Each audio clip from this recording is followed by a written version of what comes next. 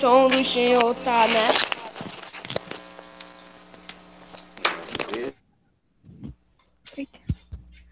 Parou o eco e o barulho. Pronto. Podem colocar o nome, O tá eco certo? e o barulho voltou. Tem um barulho chato, tá com eco. Tá tudo bem comigo sim, com vocês. Tá fazendo barulho, é? Deixa eu tirar aqui então. Tá com eco e com barulho. Aí, parou. Tá, ok. Ei, No meu não tinha, não. No meu também fica sem, mas vamos lá, né? é A gente tem um mais pra parado. gente fica e atrapalha. Fazer o quê? Vamos lá, pessoal, atenção. Vamos fazer silêncio. Todo mundo colocando o nome. A gente tinha parado na página 129, né? Mas eu acho interessante, né? Que a gente retome o início do capítulo na página 128. Não é correção, não. A gente já tinha corrigido a atividade e a gente estava vendo o A gente ciclo. não tinha corrigido, não, professor. A gente O não professor corrigiu. só chegou a explicar, não corrigiu. Não, eu corrigi a atividade de vocês aqui, tá? Eu corrigi aqui para mim, mas eu não corrigi com a turma, né? Pois é. Então vamos lá. Página 126, então. Vamos lá. Primeira questão. Vamos lá. Todo mundo, página 126, 126, certo? Para a gente corrigir nossa atividade. 1, 2, 6. Livro de geografia, tá certo? Geografia.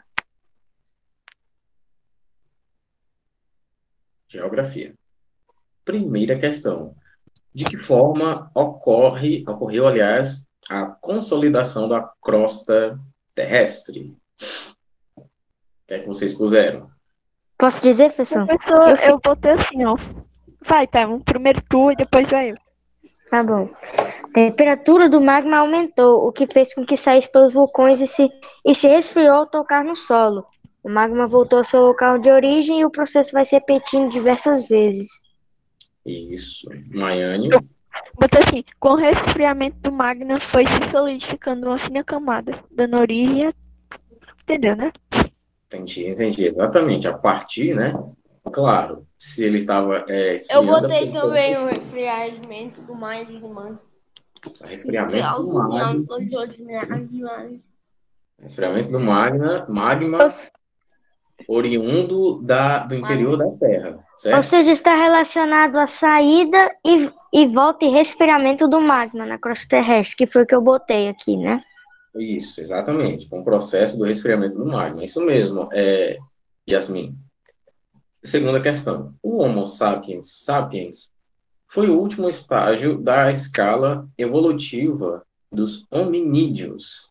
Devido à sua capacidade de modificar a natureza, o homem pode se considerar mais importante que os demais elementos da natureza. Esse pensamento é correto? Sim ou não? O que é que vocês fizeram? Não, Não?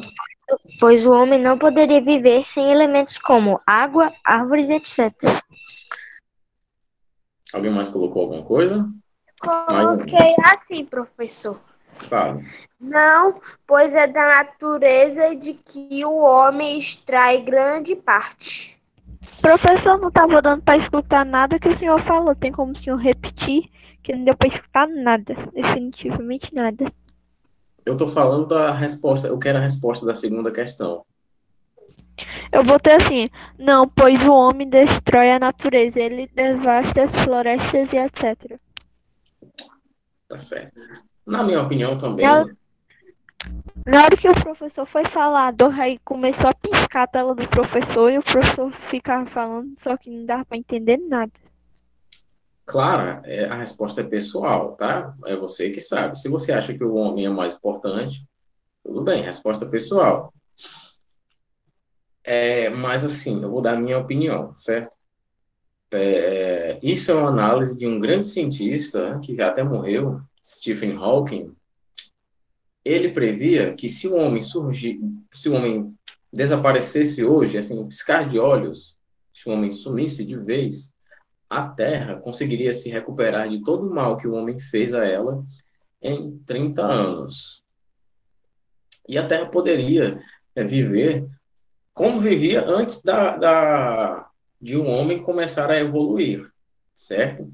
Então, eu entendo que o homem tem uma capacidade enorme de modificar o meio ambiente, né? Modificar a natureza, do ponto de vista positivo e do ponto de vista negativo também, né? Ponto de vista positivo é usar uma energia renovável, como, por exemplo, uma usina hidrelétrica que usa a força da água, né, para produzir energia, ou então aquelas pás, aqueles que a gente entende como ventilador, né, aqueles coletores de energia eólica, coletor entre aspas, tá? Que não é para coletar. Aquelas pás que geram energia eólica, né? Gerar é melhor do que coletar. Aquelas pás que geram energia eólica, aquilo é criação do homem, né? Para usar essa energia em seu favor. Agora, por exemplo, ponto de vista negativo, a poluição das fumaças das indústrias, né? Isso é terrível, aquela liberação de gás na atmosfera. Então, o homem tem a capacidade de modificar a natureza para o bem e para o mal, né?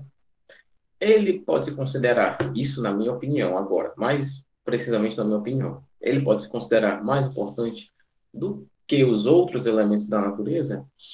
Não, não pode. Não pode, porque nós não somos essenciais aqui na Terra, né? A Terra vive sem a gente muito bem. Os animais, a natureza continua sem a gente. Já a gente não continua sem ela. A gente precisa de outros elementos. A gente não Essa precisa resposta é pessoal. Essa é a resposta pessoal, tá? A gente não vive sem os outros elementos, só com a luz do sol a gente não vive. Sem a luz do sol também a gente não vive. Só com água a gente não vive. Sem água também a gente não vive, né? Só com frutas a gente não vive. Sem frutas a gente também não vive. Então a gente precisa de um monte de coisa para manter a nossa subsistência aqui na Terra, tá? Vamos para a terceira questão agora. De que forma o uso do carbono 14 e do urânio 235 e 238 são importantes para o estudo do passado geológico da Terra? Posso falar, Eles professor? Quê? Posso falar minha? Pode. São usados para saber a qual período determinado fóssil ou rocha pertence. Assim conseguimos compreender as fases pela qual a Terra passou. Tá correto? Correto, tá correto. Professor, eu não fiz, eu encontrei, mas não foi uma forma detalhada, foi uma forma muito simples e curta. Eles ajudam a fósseis de elementos rochosos. Tá correto, tá correto. Tá certo. Cafezinho. A resposta, né? A datação dos vestígios de animais, vegetais, minerais permite reconstruir o passado geológico e o descobrimento e o estudo de fenômenos ocorridos, certo? Exatamente. Com a ajuda deles é possível saber a idade, quando ocorreu certo fenômeno ou outro, ou de quando é aquele fóssil, certo? Quarta questão.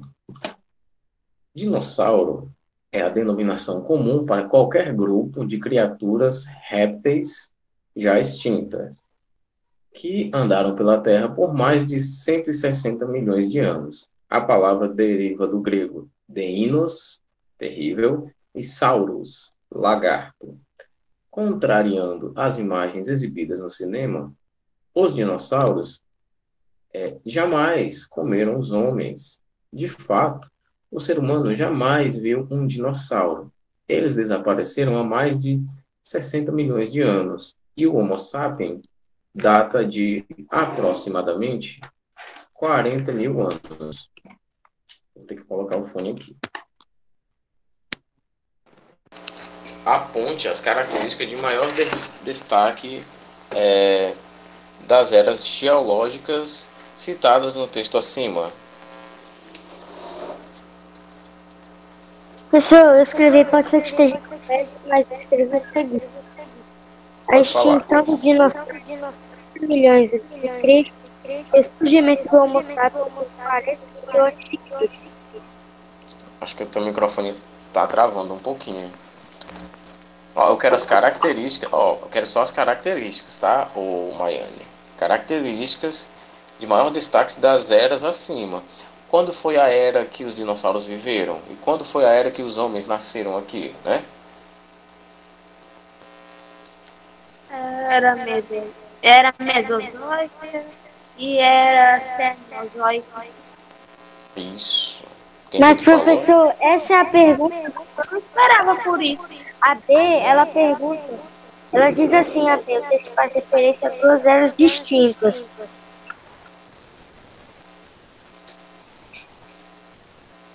Professor, a gente bota o que na A, então? Na A é o seguinte, ó. Você vai me dizer, né, quais eram essas eras geológicas citadas no texto acima. Deixa eu só ver uma coisa aqui. Vou ver se melhora aqui.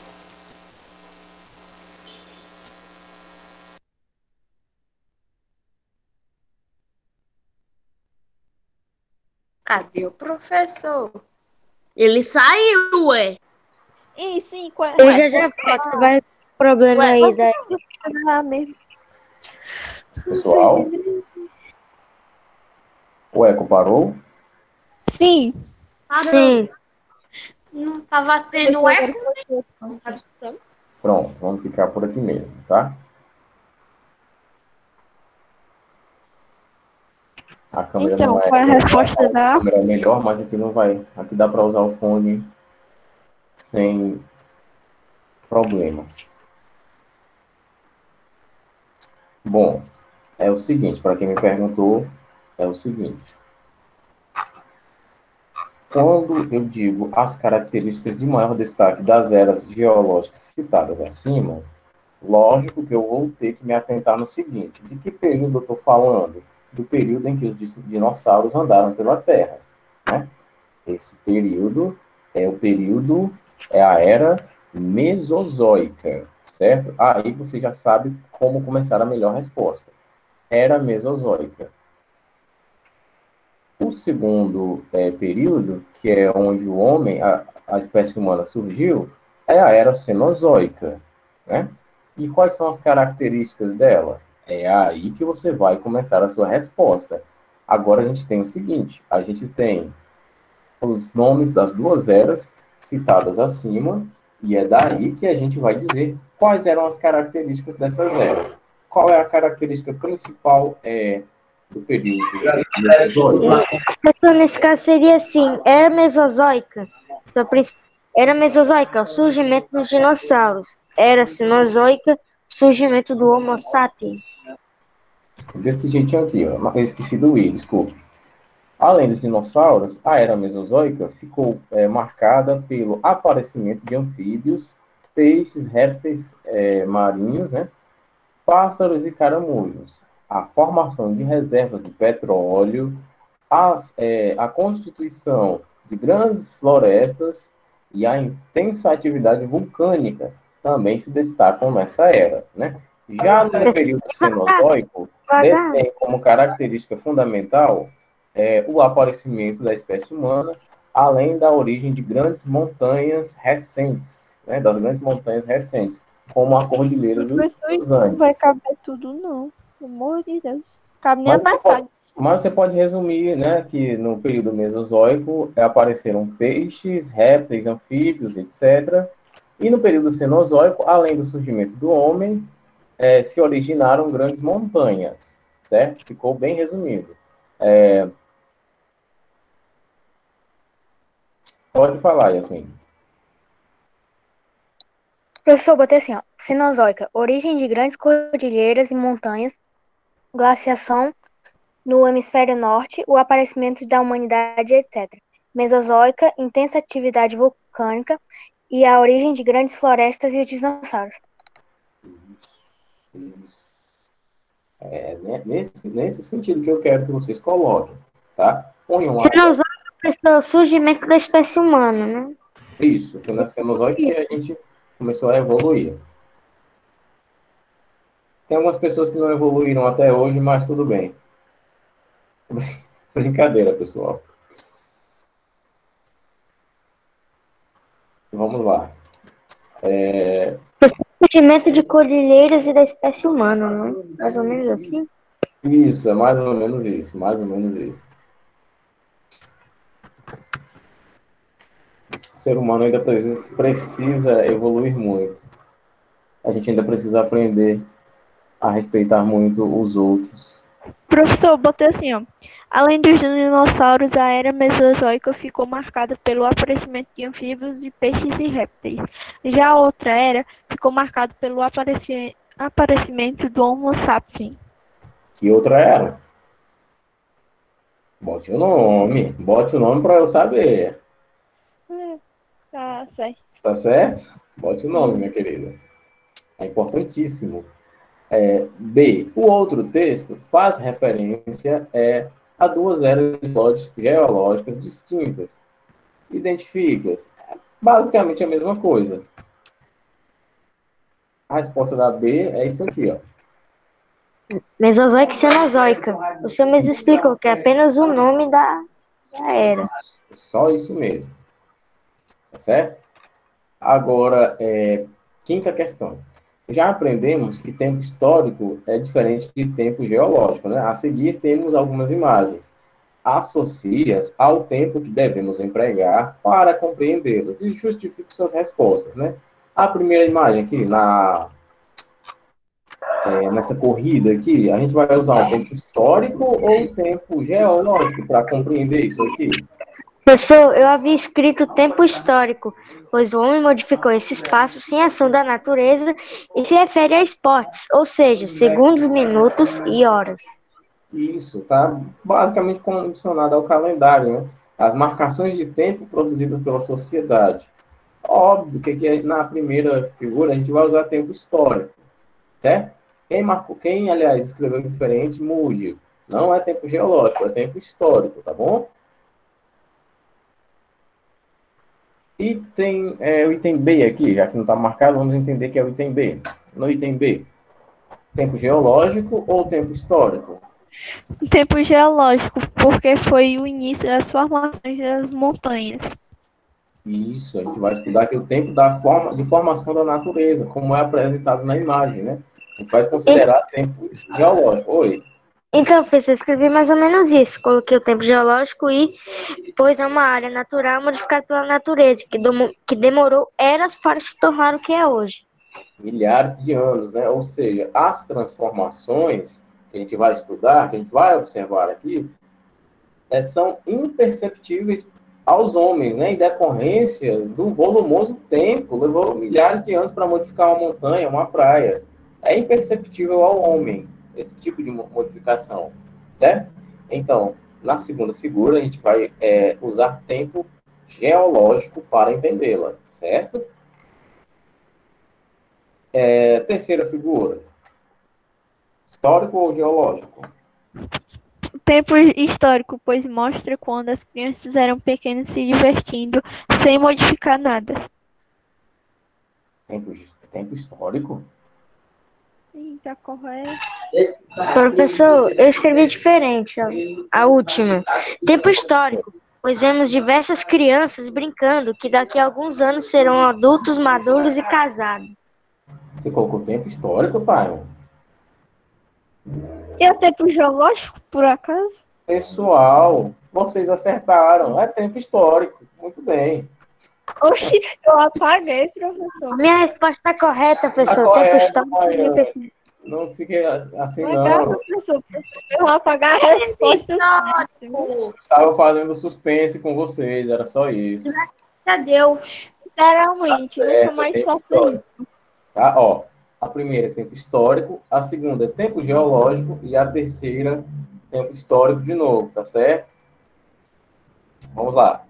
Agora sim, ciclo das rochas, né? Deixa eu apresentar aqui um slide bacana para a gente entender melhor, para a gente contextualizar. Embora a gente tenha visto, né? A gente já está mais ou menos por dentro do assunto, porque a gente fez uma leitura disso na aula passada. A questão é que o tempo era pouco para a gente ler esse assunto e se debruçar bem sobre ele, né? E a gente vai ter que voltar um pouquinho à leitura. Tiago, repetindo a quinta questão, né? Quinta. Tempo histórico na primeira figura, porque estamos falando de um período de tempo observável ao homem, né? A prática de esportes é de tempo histórico, pois essa atividade envolve seres humanos, está relacionada ao nosso calendário, né? Horas, minutos e segundos, o calendário convencional que a gente usa. Na segunda ilustração, na segunda imagem, você vai botar tempo geológico. Por quê? Porque os fenômenos, né, as transformações que acontecem nesse espaço aqui, dessa figura, são muitas vezes imperceptíveis ao homem, porque demoram muitos anos para que ocorram essas transformações. Então, na segunda, você coloca tempo geológico, certo? E na terceira, você põe tempo histórico, pelos mesmos motivos da segunda, aliás, da primeira imagem, né? Porque estamos vendo a participação ativa da humanidade, né? Está relacionada, está condicionada ao relógio que a gente tem, a contagem de tempo, de horas, minutos e segundos que a gente tem, ao nosso calendário. Então, é para colocar tempo histórico, certo? Eu fiz um slide melhor, o Maiane, que ele vai estar lá também. Eu sabia que eu estava devendo alguma coisa para vocês, ainda bem que não era dinheiro, é um slide. Tá correto. Tá, não tá correto. Bom,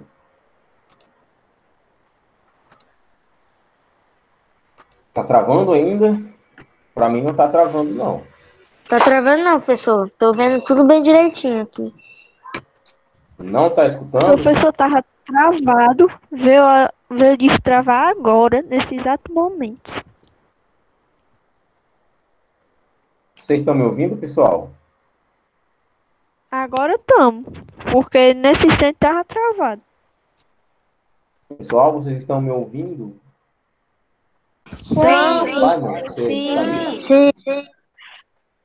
Todo mundo tá agora, mas antes não tava, porque tava travado. Maiane, Então aqui, professor, tá bom.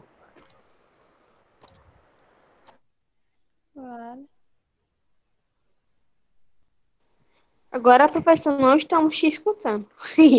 Meu óbvio. Não, tipo assim, ó. Na hora que o professor vai explicar toda hora, aí pega e sai, pega e trava. Tem que travar na hora da Ele explicação. saiu para pronto, arrumar. pessoal. Pronto, vamos lá. Faz tudo que o professor falou naquela hora. Vamos lá, tranquilo, vai ficar tudo bem. Eu adoro esse slide aqui, nessa cor preta. Vamos estudar o ciclo das rochas, né? Nosso próximo cenário. O ciclo das rochas é um fenômeno natural cíclico. Claro, se é um ciclo, ele ocorre de maneira cíclica. Vai ciclando. Contínuo e infinito, que envolve os processos de transformação das rochas através do tempo e que ocorre através da erosão ou do intemperismo. Aqui, a gente pode entender que aqui é uma imagem que é mais ilustrativa do que a imagem que a gente tem no livro, né? A imagem do livro é um pouco mais explicativa.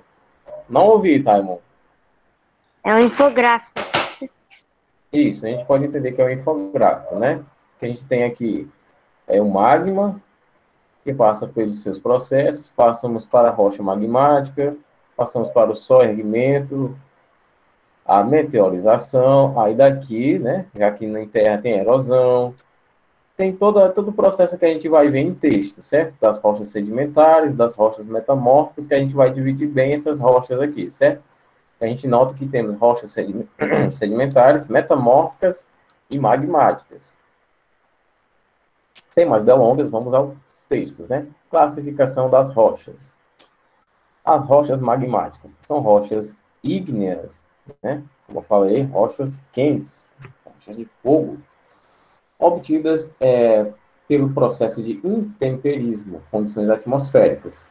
São as primeiras rochas do planeta que se solidificaram com o resfriamento do magma pastoso da Terra, por exemplo, o granito. Ou seja, essas rochas. Como eu falei, tudo que é ígneo, né? Tudo que é ígneo, a gente está fazendo referência a fogo, certo? Estamos fazendo referência a calor. Então, as rochas ígneas são aquelas rochas que têm origem, olha, no magma pastoso, né? Na Terra, da lava vulcânica. Eles esfriam e formam outras rochas, né? Como, por exemplo, o granito.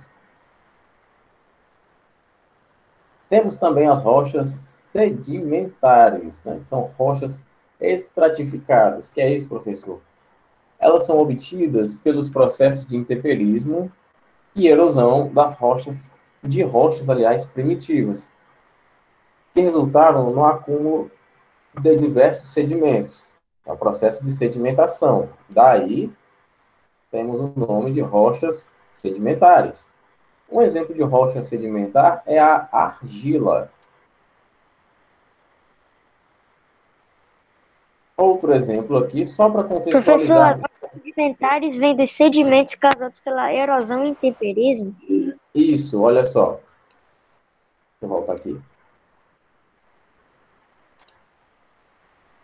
Sedimentos, olha, a erosão, depois a deposição em oceanos e continentes, temos o sedimento, a litificação, que ocorre na litosfera, e as rochas sedimentares, tá certo?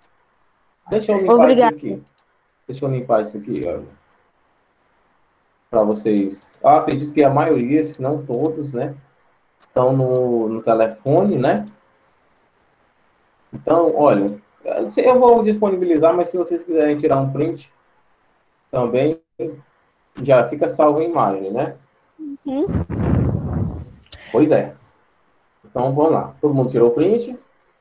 Acredito que sim, então vamos continuar. Sim. Peraí, não.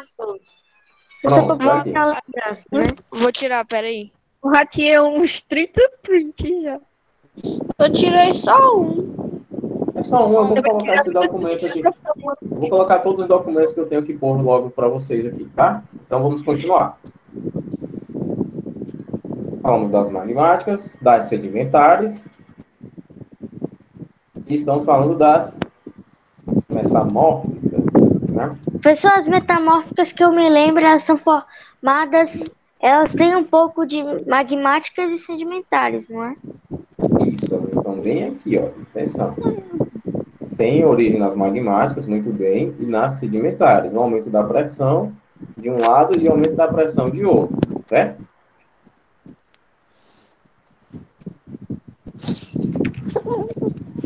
Rochas metamórficas. Tem um microfone ligado, por favor, desligue.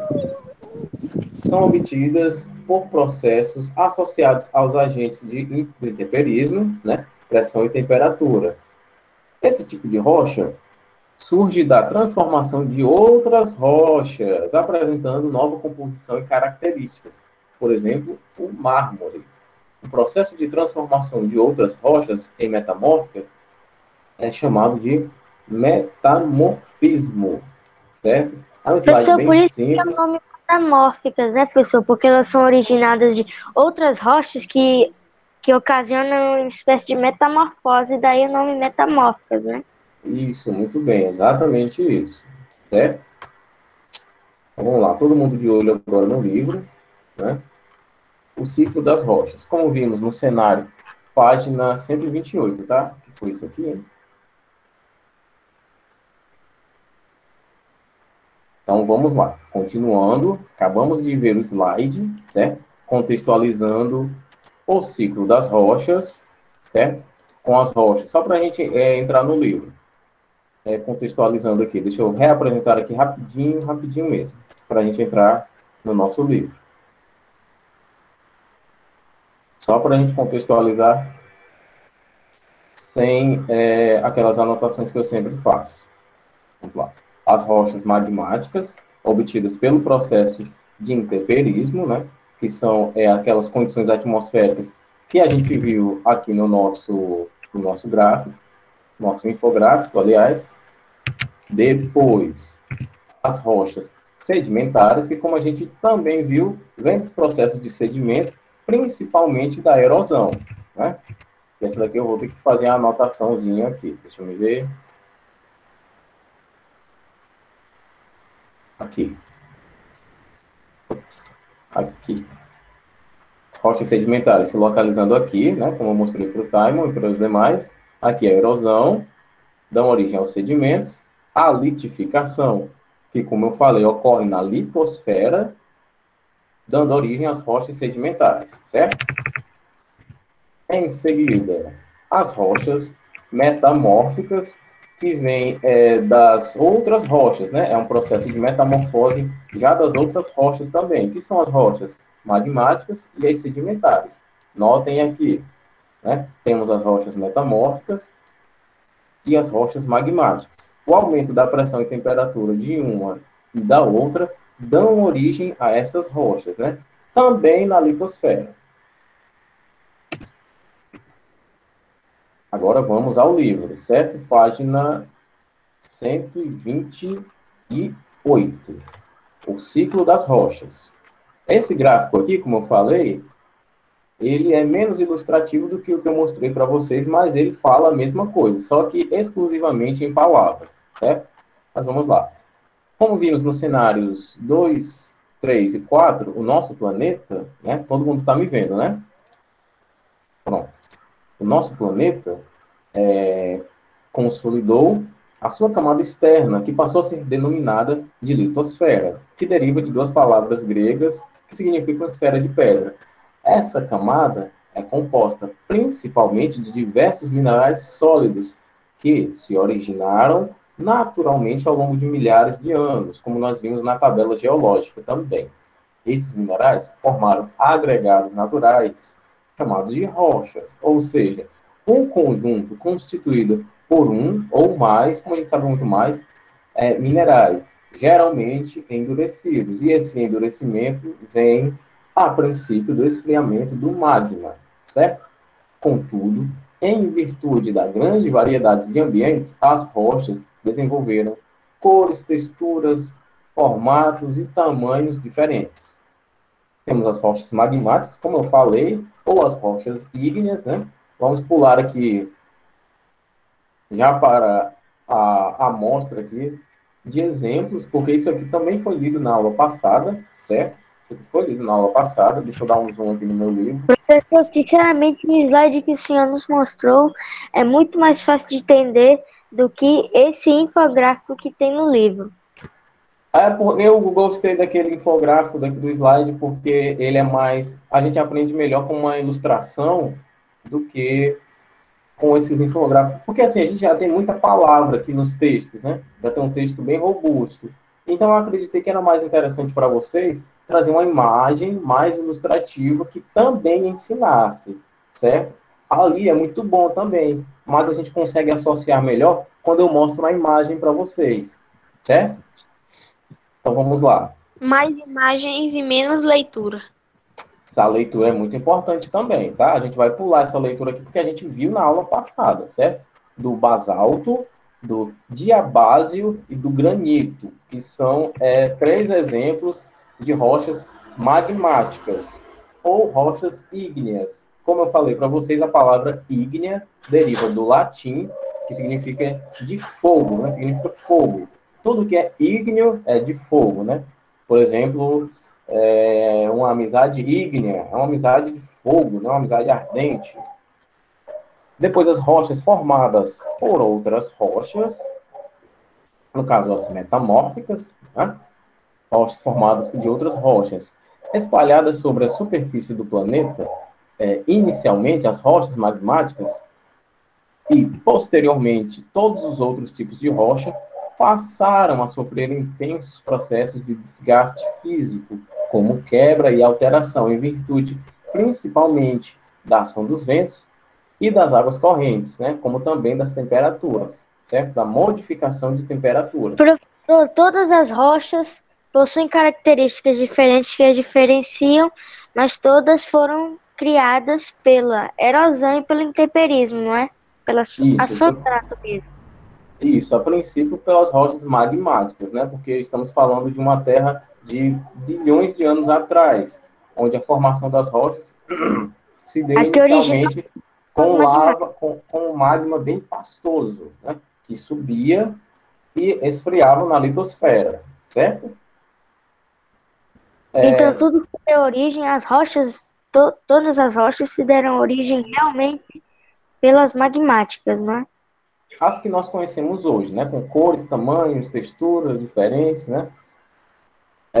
Processo de desgaste físico, como quebra e alteração, em virtude de processo, em virtude, aliás, principalmente da ação dos ventos e das águas, águas correntes, bem como de fatores químicos. Esse processo é chamado de intemperismo e provoca a erosão das rochas. Os materiais se desprendem destas constituídos de fragmentos de rochas de diversos tamanhos, receberam o nome de sedimentos. Como a gente vê naquele gráfico que eu mostrei, temos as rochas magmáticas. O processo de intemperismo ocorreu sobre elas e esse processo causou o desprendimento dos materiais dessas rochas, dando origem, originando outros materiais, que a gente chama de sedimentos. Esses sedimentos são transportados e depositados nas áreas mais baixas dos relevos.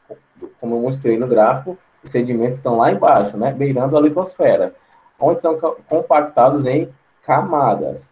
As camadas mais inferiores, as camadas inferiores, são as mais antigas e recebem o peso das camadas mais recentes, que são depositadas sobre elas, acarretando o seu endurecimento.